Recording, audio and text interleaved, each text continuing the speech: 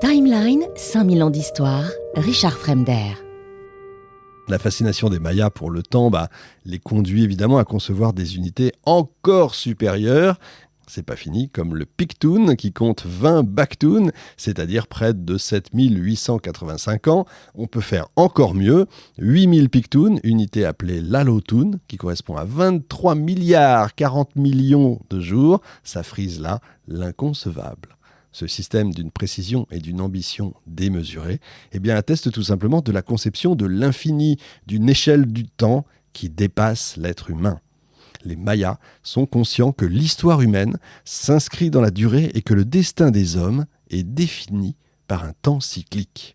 L'écriture maya est aussi un système hiéroglyphique très complexe. Il s'agit d'une écriture mixte qui mêle à la fois des idéogrammes et des sons, comme les Égyptiens, dont aujourd'hui environ 60% seulement des signes sont déchiffrés. Il nous faudrait un Champollion moderne.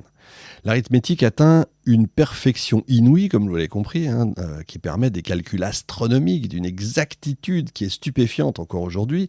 Elle se base sur le système qu'on appelle un système vicésimal, c'est-à-dire que les unités des différents degrés, au lieu d'être de 10 en 10 fois plus grandes ou plus petites, comme dans notre système décimal, l'est de 20 en 20 fois. L'unité du premier degré est donc 1. Celle du deuxième degré, 20, du troisième, 400, et ainsi de suite. Pour noter les chiffres, en fait, on utilise des points, entre 1 et 4, et des barres, à partir de 5, ça rappelle quand on était petit, jusqu'à 19. Ensuite, on arrive au 20, qui est, je le rappelle, l'unité du deuxième degré. Il est symbolisé par un point placé au-dessus d'une ligne, exclusivement réservée aux unités du premier degré. Le nombre 24 est marqué par 2 points, placés au-dessus de 4 autres points, c'est-à-dire 2 points pour les dizaines, 4 points pour les unités. Là, vous reprenez une aspirine. Un signe spécial représente le 0. Ça, je pense qu'un jour, on va se faire sponsoriser par une marque d'aspirine, vous verrez.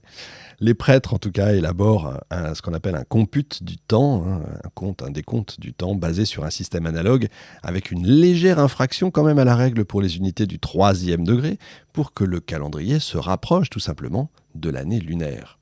Comme pour l'arithmétique, il y a une unité du premier degré, du deuxième degré, etc., etc.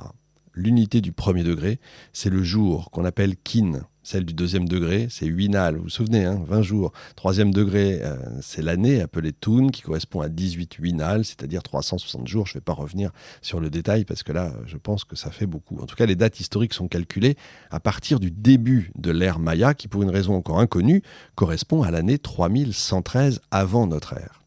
Les dates donnent le nombre de jours qui se sont écoulés depuis le début de l'ère, convertis eux aussi en Baktoun, Katoun, Toun, Winal, Kin, etc., etc. Je vais vous prendre un exemple, on va voir si c'est plus clair. Sur une stèle est inscrit le nombre 9.8.15.0.0.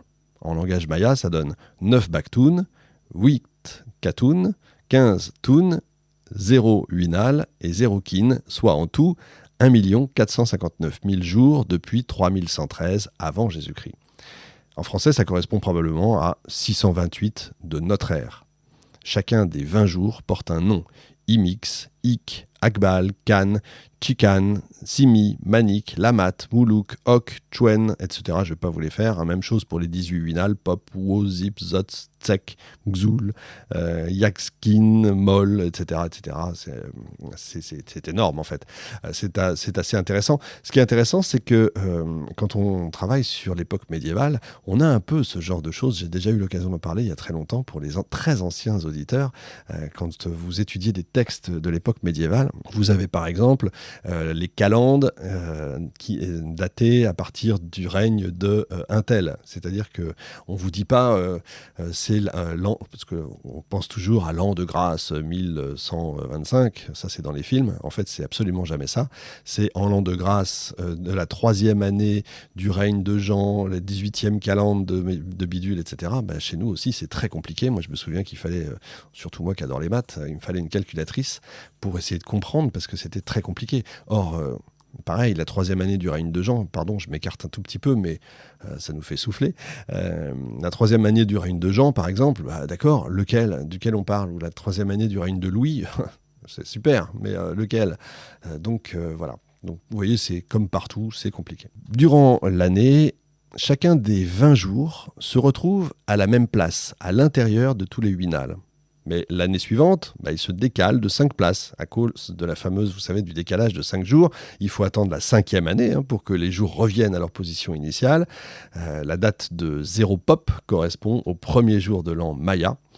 Seulement 4 jours peuvent porter cette date. Ils sont appelés les porteurs de l'année. Ce sont Ik, Manik, Eb et Kaban. Alors là, vous allez être super calé sur le calendrier. Vous savez qu'il dispose donc aussi d'un calendrier liturgique, indépendant du calendrier solaire, comme je disais au début, le fameux Tzolk'in, qui comporte 20 noms de jours, 13 fois répétés, une série de 13 premiers numéros, répétés 20 fois, soit 260 jours au total, souvenez-vous.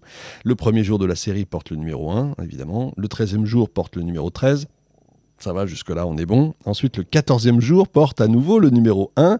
Et oui, on revient, bien sûr, puisque ce sont des séries. Et le dernier de la série des jours, le 20e, porte le numéro 7. Et puis, on recommence une nouvelle série. Donc, il faut attendre 260 jours avant que le même nom de jour revienne avec le même numéro. Ces deux calendriers donc, se combinent pour donner une date en langue maya. Il faut savoir qu'on a besoin de 4 éléments, le chiffre de 1 à 13 et le nom du jour issu du Tzolk'in et le numéro du jour issu du Ab pour le 2Ik 0 pop. Donc un même jour ne peut revenir à une même place dans un 8 nales que tous les 52 ans, ce fameux cycle de 52 ans. Mais comme ce n'était pas assez compliqué, je vais continuer. Les prêtres vont suivre un 3e calendrier qui correspond au cycle d'apparition de la planète Vénus pour qu'un même jour donc puisse être désigné de la même manière dans les 3 calendriers sacrés, solaires et vénusiens. Il faut attendre 104 ans, c'est-à-dire 2 cycles de 52 ans. C'est quand même hyper bien foutu, si je puis m'exprimer ainsi. Cet événement est célébré alors en grande pompe par une fête particulière, tous les 104 ans, vous imaginez. Le peuple maya est quand même un peuple qui unit l'observation astronomique la plus exacte avec de véritables prodiges en mathématiques. Mais de manière paradoxale, ils sont quand même devenus excessivement esclaves de ce calendrier. Le monde des morts, chez les Mayas, est un monde sombre, inquiétant, peuplé de créatures obscures, dangereuses. Ce qu'on appelle l'inframonde. Il est présent dans l'iconographie maya, mais il reste redoutable et certains de ses aspects demeurent un peu ignorés pour nous. On ne comprend pas tout. On a des monstres à 2 têtes, symboles terrestres, qui occupent une place primordiale au sein de l'art maya. Ce monstre accueille les défunts et c'est lui qui, dans l'ornementation de pas mal de temples, ouvre grand sa gueule pour en laisser sortir le roi renaissant. Chaque défunt, humain, animal ou végétal, en mourant, retourne au fond de la terre afin de renaître de cette mer nourricière. Je dis bien, c'est une renaissance. Les créatures qui appartiennent au monde des morts sont fréquemment représentées sur les monuments. Elles sont omniprésentes, nombreuses, toutes plus effroyables les unes que les autres. Des squelettes, des crânes décharnés qu'on appelle les calaveras, les nains assistant au sacrifice, jouant probablement le rôle de bouffons, des divinités qui sont en plus sanglantes, ou encore personnages grotesques avec des masques d'animaux. Ce sont des créatures infernales qui sont tellement redoutables que les artisans craignent même de les représenter hors du cadre officiel, contrôlés, sécurisés, etc. Les habitants du monde des morts vivent dans les grottes et les cavités qui sont légion sur tout le territoire maya parce que le sol calcaire permet la formation de galeries souterraines. Ces galeries sont appelées cénotes et elles s'organisent en véritables réseaux souterrains qui peuvent s'étendre sur plusieurs kilomètres.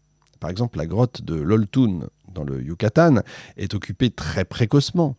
Ces parois sont recouvertes de reliefs sculptés qui évoquent des créatures infernales. Déjà, des offrandes y ont été déposées. C'est aussi dans ces grottes qu'on recueille l'eau pure, sacrée, qui va servir pour les cérémonies. L'eau est issue de la terre. Elle est le symbole par excellence de la vie qui naît de la mort. On parle bien de l'eau issue de la terre, pas de l'eau qui tombe du ciel, c'est pas la même chose.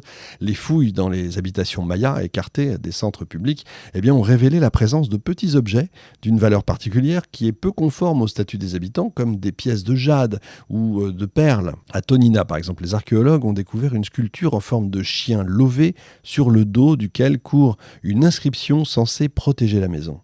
Si les figurines sont peu nombreuses pendant la période du classique ancien, elles deviennent très répandues au classique récent. Certaines villes en font même une spécialité et en produisent de manière quasi industrielle. La plupart de ces statuettes ont été découvertes dans des zones de déchets, brisées en plusieurs morceaux. Elles représentent des êtres humains, des animaux, des personnages monstrueux ou masqués. Beaucoup ont été moulées, mais d'autres ont été modelées, parfois peintes, même avec un soin extrême. Alors qui sont ces personnages ? Est-ce que ce sont des personnes réelles, des ancêtres, des créatures protectrices ? Toutes les hypothèses ont été émises, jusqu'à y voir des instruments de culte liés même à la sorcellerie. On se pose toutes les questions. Timeline, 5000 ans d'histoire, Richard Fremder.